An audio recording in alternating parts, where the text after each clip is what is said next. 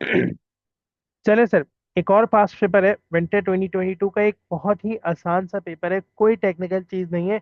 लेकिन सर बस डिस्कस कर लेते हैं, थोड़ा सा एरिया जल्दी जल्दी कोशिश करेंगे, इसको डिस्कस कर लेंगे। कहता है N limited provide the following information for the year ended 31 August 2022। Sir यहाँ पर हमारे पास डिबेंचर्स दिए हुए हैं, बैंक ओवरड्राफ्ट दिया हुआ है, कैश इन हैंड दिया हुआ है, क्लोजिंग इन्वेंट्री दी हुई है, फाइनेंस कॉस्ट दी हुई है, ओपनिंग इन्वेंट्री दी हुई है, ऑपरेटिंग एक्सपेंस दिया हुआ है, एंड हमारे पास क्या दिया हुआ है,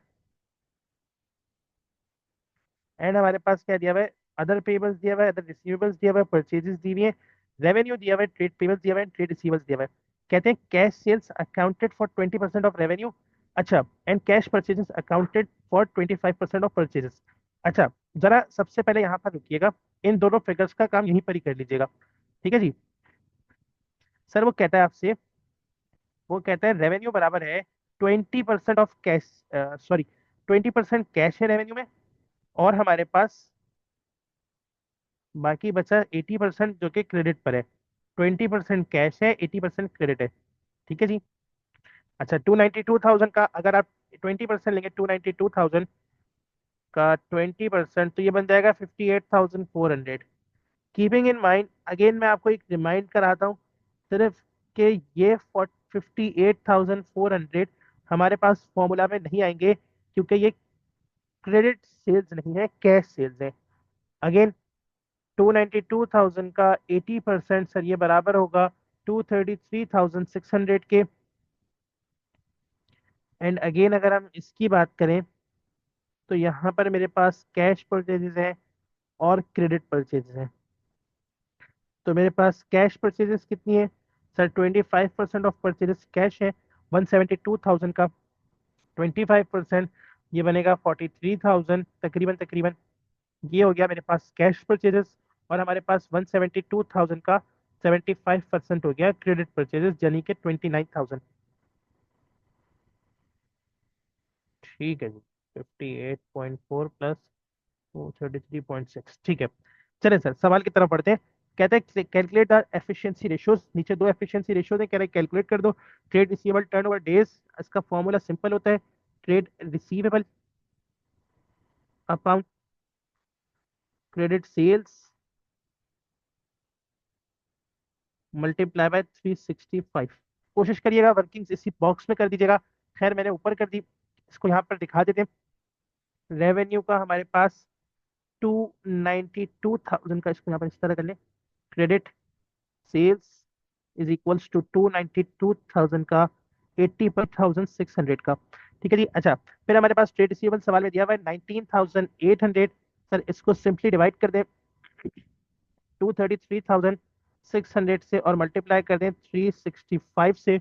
19,800 डिवाइड बाई 233,600 मल्टीप्लाई बाय 365, तो सर ये बराबर होगा 31 डेज के। होपफुली ये आप लोगों को समझ में आ गया होगा, सिंपल सी कैलकुलेशन थी। अच्छा, अगर सवाल में एक्सप्रेसली वो लिख के दे दे कि भाई आप 360 डेज यूज करो, या नॉर्मल वर्किंग ईयर हमारे पास जो डेज होते हैं वो 360 होते हैं, तो फिर आप यहाँ पर 365 मत लेना। अदरवाइज सवाल साइलेंट हो, आप 365 ले लीजिएगा।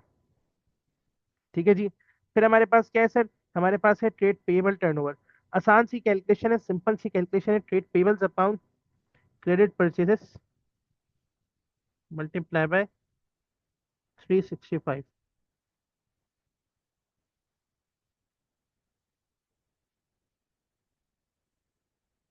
हमारे पास क्रेडिट परचेजेस कितने की है सर, हमारे पास क्रेडिट परचेजेस थी 172,000 का 75,29,000 के, अप्रोक्सीमेटली तो नहीं एग्जैक्टली। ट्रेड पेबल्स हमें दिए हैं 10,100 के। ठीक है जी। और हमारे पास क्रेडिट परचेजेस है 129,000 की, multiply by 365। 110,100 divide by 129,000 multiply by 365, तो ये हमारे पास हो जाएगा 29 डेज के। अगेन सर यहाँ पर आप एक देख सकते हैं, हमारे पास लिक्विडिटी क्राइसिस होगा कि हमें 29 डेज में ट्रेड पेबल्स को पे करने, और हम रिसीव कब करेंगे ट्रेड रिसीवेबल से, 31 डेज में। हम जल्दी ट्रेड पेबल को पे कर रहे हैं, बाद में ट्रेड रिसीवेबल से रिसीव कर रहे हैं।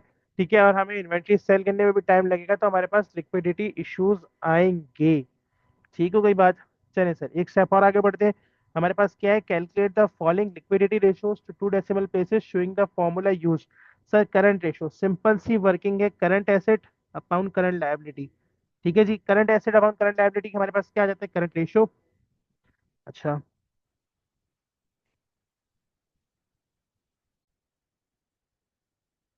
चलें सर बढ़ते हैं एक स्टेप और आगे, करंट रेशियो की बात करते हैं। सर करंट रेशियो हमारे पास कैसे निकलता है, current assets upon current liability. ठीक है जी, अच्छा करंट एसेट और करंट लायबिलिटी हम जाकर देख लेते हैं ऊपर। ठीक है, अच्छा आइडेंटिफाई करते हैं यहाँ पर कौन कौन सी चीज करंट एसेट और कौन कौन सी चीज करंट लायबिलिटी है। पेन का कलर चेंज कर लेते हैं। सर ये हमारे पास करंट एसेट है, क्लोजिंग इन्वेंट्री हमारे पास करंट एसेट है। ठीक है जी, जरा 20,000 का 6% लीजिएगा। अब यहाँ पर एक बच्चे को गौर से समझने की जरूरत होगी कि ये जो 6% डिबेंचर है, ये 2022 में मेच्योर हो जाएगा। ठीक है, अभी इस पर भी बात करते हैं। उसके अलावा हमारे पास ओपनिंग इन्वेंट्री कभी भी करंट एसेट में नहीं आ सकती। अदर रिसीवेबल हमारे पास एक करंट एसेट है। ठीक है, हमारे पास ट्रेड रिसीवेबल्स एक करंट एसेट है। अगर मैं आपसे रिक्वेस्ट करूं कि यहाँ पर करंट एसेट्स का सम ले लें। ठीक है, करंट एसेट का सम क्या आएगा हमारे पास,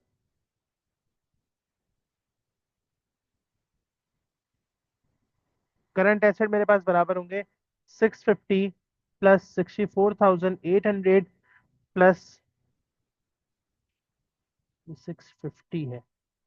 ठीक है, प्लस हमारे पास क्या होगा, अदर रिसीवेबल है 6080, एंड देन हमारे पास इसको प्लस कर लें आप किस पे, ट्रेड रिसीवेबल पे, जो कि हमारे पास 19,800 है। तो मेरे पास अप्रोक्सीमेटली 91,330 की हमारे पास क्या आ जाएगी, करंट एसेट आ जाएंगे। ठीक है, आई होप ये बात समझ में आ रही होगी। बढ़ते सर एक स्टेप और आगे, हमारे पास करंट लायबिलिटी कितनी है। करंट लायबिलिटी सर मेरे पास है, ठीक है, जो सिंपल है ना पहले उस पर बात कर लेते हैं। देखिए सिंपल क्या है, हमारे पास बैंक ओडी, सर सीधा सीधा हिसाब किताब है। बैंक ओडी और ट्रेड पेबल, सर ये तो पक्की पक्की हमारे पास करंट लायबिलिटी है। ठीक है, इसको मैंने इससे आइडेंटिफाई कर लिया, करंट एसेट को मैंने इससे आइडेंटिफाई कर लिया। अब वो कहता है 6% डिबेंचर है। मोस्टली बच्चा यहीं पर ही गलती करा होगा सर कि उसने 6% डिबेंचर को इनकॉर्पोरेट नहीं किया होगा। सर क्यों, सर ये 2022 में रीपेबल है हमारे पास, अगस्त चल रहा है, सितंबर अक्टूबर नवंबर दिसंबर 4 महीने के बाद हमें इसको रीपे करना है। ठीक है, हम इसको रिडीम कर देंगे, तो ये भी तो हमारी करंट लायबिलिटी हो जाएगी। तो हमारे पास 22,000 का डिबेंचर हो गया, 9430 का हमारे पास बैंक ओवरड्राफ्ट हो गया, एंड 10,100 की ट्रेड पेबल्स हो गए। तो ये हमारे पास बराबर हो जाएगा 39,530 का। क्या ये बात समझ आती है, 39,530। अच्छा सर ये बात याद रखिएगा आप, मोस्टली केसेस में क्या होगा, अच्छा एग्जामिनर चाहे ना सर, तो एग्जामिनर ना आपके पास एक और सिनेरियो कर सकता है। वो एग्जामिनर क्या कर सकता है, एग्जामिनर ना यहाँ पर एक छोटी सी चीज और डाल सकता है। सर क्या डाल सकता है छोटी सी चीज, सर वो ये डाल सकता है कि ना वो इस ट्रेड पेबल्स को छोटे छोटे टुकड़ों में तोड़ भी सकता है। ओ सॉरी सॉरी सॉरी, डिबेंचर्स को छोटे टुकड़ों में तोड़ सकता है। वो कहता है यार इसमें आधा जो है ना अभी रिडीम 2022 में होगा और आधा 2023 में होगा। तो सर याद रखिएगा, आधा आप करंट लायबिलिटी में लेंगे, आधा नॉन करंट लायबिलिटी में लेंगे। अच्छा मैंने यहाँ पर एक चीज मिस कर दी है, वो है अदर पेबल्स। अदर पेबल्स भी आएंगे यहाँ पर, तो ये 20,000 प्लस 9430 प्लस 4340 प्लस 10,100, ये हो जाएगा 43,870। ठीक है जी, 43,870। चले सर जल्दी से अब इसका आंसर निकाल लेते हैं करंट एसेट का। हमारे पास करंट एसेट जीरो के 91,330, ये आ रहा है वर्किंग नंबर 1 से। और हमारे पास फिर करंट लायबिलिटी कितने की, करंट लायबिलिटी बराबर है 43,870 की। 43,870 की ये आ रहा है वर्किंग नंबर 2 से। और सर आप इन दोनों को अगर 91,330 डिवाइड बाय 43,870, सर ये बराबर हो जाएगा 2.08 के। तो मेरे पास हर, हम क्या बोलेंगे इधर लिखेंगे 2.08 रेशो वन। सर मेरे पास हर 1 रुपए की लायबिलिटी के लिए 2.08 रुपीज के करंट एसेट रखे हुए हैं, जो कि मैं पे करूंगा। अगर मुझे वो पे ऑफ करना पड़ेगा लायबिलिटी को, तो मेरे पास हर 1 रुपए की लायबिलिटी के लिए 2 रुपए के करंट एसेट अवेलेबल है। इसका क्या मतलब हुआ सर, मेरे पास इनफ कैश अवेलेबल है, मैं चाहूँ तो इसमें कुछ कैश उठाकर मैं यहाँ पर बैंक में रखवा सकता हूँ। सर आइडियल रेशियो क्या होता है सर, वन वन सॉरी 1.25 1.5 एक आइडियल रेशियो होता है करंट रेशियो के लिए, लेकिन डिपेंड करता है बिजनेस टू बिजनेस पे कि कौन सा बिजनेस है। अगर एक बिजनेस है जिसको ज्यादा इन्वेंट्री होल्ड करनी है, तो उसके लिए हमारे पास क्या होगा, उसके उसके लिए हमारे पास ये होगा कि आप ज्यादा से ज्यादा करंट एसेट होल्ड करें। ठीक है, इन्वेंट्री उनको ज्यादा से ज्यादा होल्ड करनी पड़ेगी, जिसकी वजह से उनका करंट एसेट बढ़ जाएगा। तो ये डिपेंड करता है केस टू केस पर। ठीक है, अच्छा फिर हमारे पास क्या है, लिक्विड एसेट टेस्ट रेशियो। इसमें क्या होता है, current asset minus stock upon current liability. अच्छा जी, ये हो गया है। चार्ज खत्म। सर मुझे बस 1 मिनट दीजिएगा, जरा मुझे पेन चेंज करना है। चले सर, हमारे पास लिक्विड एसेट टेस्ट रेशियो निकालना है हमें। वो क्या है हमारे पास, current asset minus stock upon current liability. ठीक है जी, अच्छा मेरे पास करंट एसेट कितने के थे, 91,330 माइनस स्टॉक मेरे पास कितने का था 100 की, 64,800। और डिवाइड कर दिया आप इसको करंट लायबिलिटी से, जो मेरे पास बराबर है तकरीबन तकरीबन 43,870 की। तो ये मेरे पास आ जाएगा 91,330 माइनस 64,800। और सर आप इसको डिवाइड कर रहे हैं 43,870 की। तो अब आप देख रहे होंगे 0.60 मेरे पास आंसर आएगा इसका। तो मेरे पास हर उसके लिए हर 1 रुपये 0.60 की करंट लायबिलिटी है, जो कि लिक्विड, जो कि इसको हम कहते हैं। सर इसका मतलब क्या हुआ, सर इसका मतलब ये हुआ कि हमारी एक हाई अमाउंट ऑफ इन्वेस्टमेंट है। हमारी एक हाई अमाउंट ऑफ इन्वेस्टमेंट है, दोबारा सुनिएगा। हमारी एक हाई अमाउंट ऑफ इन्वेस्टमेंट है करंट एसेट में, इसमें से भी किस पे, क्लोजिंग इन्वेंट्री में। इसका मतलब क्या हुआ सर, इट शोज, मैं कंक्लूड नहीं कर रहा, इट शोज कि हमारा एक ऐसा बिजनेस है जिसके ऊपर, जिसको बहुत ज्यादा इन्वेंट्री होल्ड करनी पड़ रही है। ठीक है, लेकिन ये एक एक आइडियल रेशियो नहीं है, ये बात याद रखिएगा। ठीक है, चलिए सर एक स्टेप और आगे बढ़ते हैं। वो कहते हैं the directors have reported 5% increase in profit for the year. ठीक है, 5% का प्रॉफिट फॉर द ईयर आपका बढ़ गया। फिर कहते हैं for the year ended 31 August 2022 and are satisfied with the result. कहते हैं 5% इंक्रीज हुआ प्रॉफिट में और आप सेटिस्फाइड है इस रिजल्ट से। Advise the director whether or not they are corrected to be satisfied. कहते हैं भाई बताओ कि वो सही सेटिस्फाई है या नहीं है। ठीक है, justify your answer and support by considering the efficiency ratio. ठीक है, and liquidity ratios in part A and B. Sir ये एक टेक्निकल सवाल है, ये एक ऑनेस्टली टेक्निकल सवाल है कि इसमें ठीक ठाक कॉन्सेप्ट गाइड मैंने टेस्ट किए। ठीक है, अच्छा अब मसला क्या हुआ, देखिए इस बात को गौर से समझिएगा। देखिए, आप इन्वेंट्री बेचेंगे, आपको इन्वेंट्री बेचने में एक अच्छा अमाउंट ऑफ टाइम लगेगा इन्वेंट्री को सेल करने में। ठीक है, ऐसे में अगर आपके पास लेट से बहुत सारे आपके पेबल्स, आपके लायबिलिटी होल्डर, डेट होल्डर एक साथ आके खड़े होकर बोलेंगे बोलेंगे पैसे मांगेंगे, तो आपके पास रीजनेबल पैसे नहीं है, आपके पास 0.60 रुपीज है हर 1 रुपए की लायबिलिटी के लिए। आप मतलब सारों को नहीं, 60% ऑफ द लायबिलिटी को आराम से पे ऑफ कर सकते हैं अगर आप सारे करंट एसेट बेच दे तो। ठीक है, जो कि आपके पास लिक्विड करंट एसेट है। ठीक है, अगर आप वो सारे बेच भी देंगे तो आपके पास 60% अवेलेबल होंगे, लायबिलिटी को पे कर सकते हैं। बाकी 40% को रोकना पड़ेगा, उसके लिए आपको दोबारा लायबिलिटी लेनी पड़ेगी, उधार लेना पड़ेगा या कुछ और करना पड़ेगा, तो कैश फ्लो प्रॉब्लम अराइज होगा। क्या ये बात समझ में आती है। फिर आपको क्या होगा सर, आप अपने शॉर्ट टर्म डेट्स को पे करने में स्ट्रगल होगा आपको, क्योंकि आपके पास इन्वेंट्री ज्यादा है, इन्वेंट्री को बेचने में टाइम लगेगा। ठीक है ना। तो आप यहाँ पर ये कह सकते हैं, ठीक है, आप यहाँ पर ये कह सकते हैं कि जो है ना, आप प्रॉफिट्स को तो देख रहे हैं, लेकिन आप अदर लिक्विडिटी प्रॉब्लम्स को नहीं देख रहे। ठीक है, डायरेक्टर्स प्रॉफिट को देख रहे हैं और चीजों को देख रहे हैं, लेकिन वो लिक्विडिटी प्रॉब्लम्स देख रहे हैं कि वहां पर लिक्विडिटी प्रॉब्लम्स कितनी ज्यादा क्रिएट हो रही हैं। क्या ये बात समझ आती है। सर इसका आंसर क्या होगा, सर इसका आंसर होना चाहिए कुछ इस तरह से। ठीक हो गई बात। चलिए सर, बढ़ते हैं सर एक स्टेप और आगे।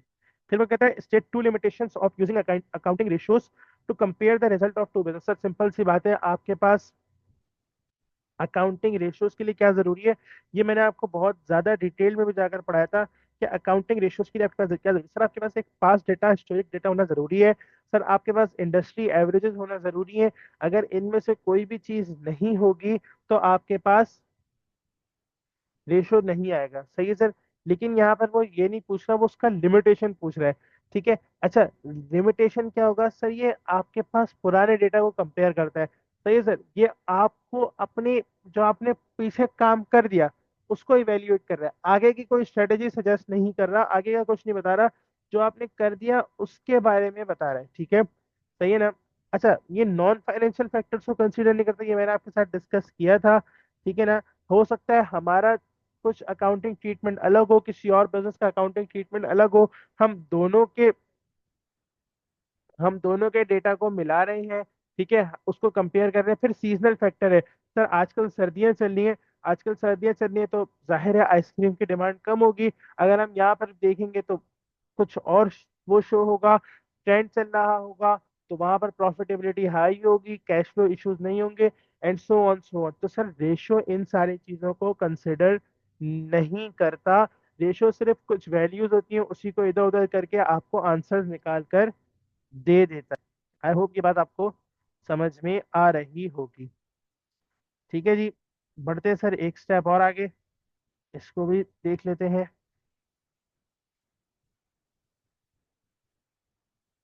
ये रहा हमारे पास रेशोज का आंसर। ठीक है जी, ratios do not consider non-financial factors, non-financial factors consider नहीं करता। business may not be comparable size, business may use different accounting techniques and uses historic data। ठीक है, ये वाली बातें बहुत ज्यादा इंपॉर्टेंट है, ये एक ये वाला पॉइंट, और हमारे पास एक ये वाला पॉइंट कि बिजनेस में नॉट कंपेयर, सॉरी, बिजनेस में use different accounting techniques. Sir I hope मैंने आपको बहुत अच्छी तरह इसको समझा दिया होगा, आपको समझ में आ गया होगा। सिंपल सी कुछ बेसिक सी कैलकुलेशन थी, इसको आपने देखना था सिर्फ। आई होप आपको समझ में आ गया होगा। Thank you very much, Allah Hafiz sir.